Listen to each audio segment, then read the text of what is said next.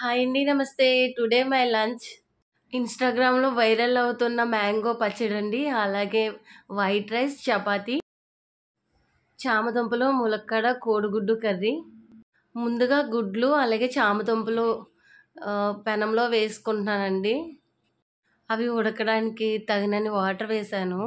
అలాగే దానిపైన పులుసున్న ప్లేట్ పెట్టి అలాగే రైస్ 2 సార్లు కడిగేసుకొని పెట్టేసుకున్నానండి చిన్న బౌల్‌లో. ఫ్రెండ్స్ ఇది ఇడ్లీ పాత్ర అండి. ఈ ఇడ్లీ పాత్రకి హోల్స్ ఉన్న ప్లేట్ ఇచ్చాడు. దానిపై ఇలా రైస్ కడిగేసి పెట్టేసుకొని మూత పెట్టేసాను. ఇది ఉడికే లోపల వైరల్ మ్యాంగో చట్నీకి పైన తొక్కతో పెట్టేస్తున్నారండి. అలా కాకుండా నేను మొత్తం తొక్కంతా తీసేసాను మ్యాంగోకి. అలాగే టమాటాలు కోసుకుంటున్నాను. అలాగే చిన్న ముక్కలుగా ఆనియన్స్ కూడా, అలాగే పచ్చిమిరపకాయలని చిన్న ముక్కలుగా కోసుకుంటున్నాను. అలాగే కొత్తిమీర కూడా. ఇప్పుడు స్టవ్ మీద పెనం పెట్టి ఆయిల్ వేసి చూడండి మ్యాంగోని నేను ఎలా పెడుతున్నానో అలానే టమాటాలు కూడా పెట్టేసాను చూడండి. ఫ్రెండ్స్ నేను ఆల్రెడీ ట్రై చేశాను. మ్యాంగోస్‌కి పైన తొక్క తీయకుండా చేశాను.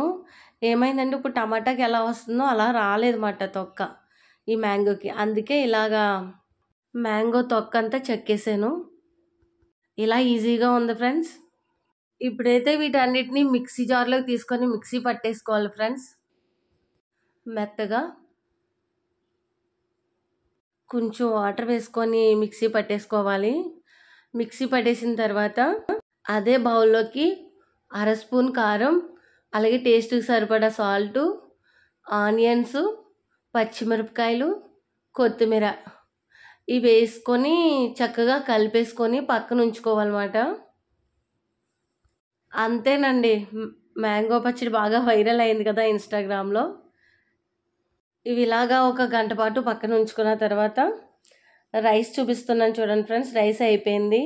అలాగే గుడ్లు, చామదుంపలు ఒలిసేసుకొని పక్కన ఉంచుకోవాలి. ఇప్పుడైతే పెనం పెట్టి ఆయిల్ వేసి గుడ్లు వేపేసుకున్నాను.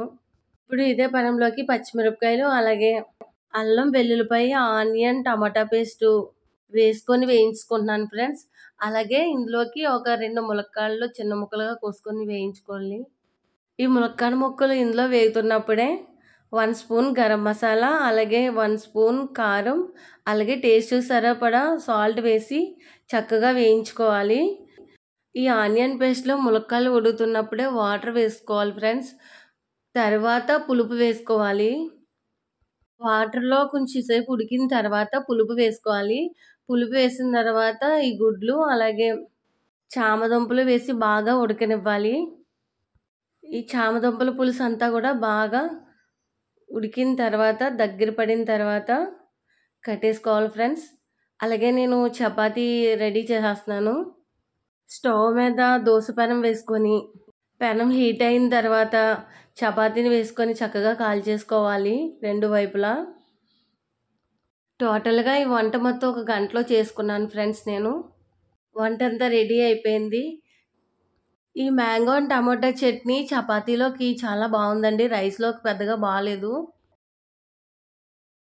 మేము రైస్‌తో చామదుంప అండ్ కోడిగుడ్డు, ములక్కాడ కర్రీతో తిన్నాము. చాలా టేస్టీగా ఉన్నది. అంతే friends today my lunch. Bye.